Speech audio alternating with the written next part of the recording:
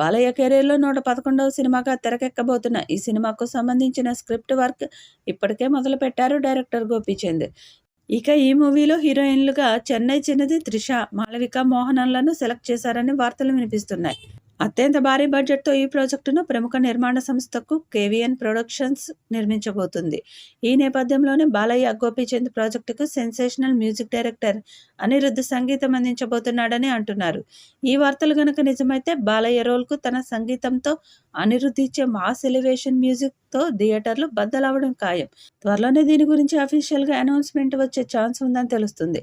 Anirudh బాలయ్యతో back to back సినిమాలు చేయబోతున్నాడని crazy rumour ఒకటి చక్కర్లు కొడుతుంది. కంటిన్యూగా 4 సినిమాలతో 100 కోట్ల గ్రాస్ కలెక్షన్స్ రాబట్టి రికార్డును క్రియేట్ చేసిన బాలయ్య అతి త్వరలోనే ఈ మూవీ షూటింగ్ స్టార్ట్ చేయబోతున్నారు. గోపీచంద్ మల్లేని ఓ పొలిటికల్ మాస్ స్టోరీని బాలయ్య కోసం సిద్ధం చేశారట.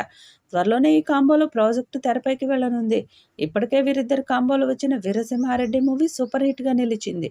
ఈ హిట్ కాంబో మరోసారి రిపీట్ అవుతుండడంతో ఎన్బీకే 111 పై అంచనాలు భారీగా ఉన్నాయి. మరి ఈ చిత్రం ఎలాంటి రికార్డ్స్ క్రియేట్ చేస్తుందో చూడాలి.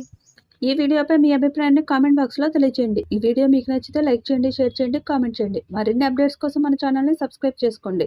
అలాగే పక్కనే ఉన్న గంట సింబల్ని గట్టిగా కొట్టండి.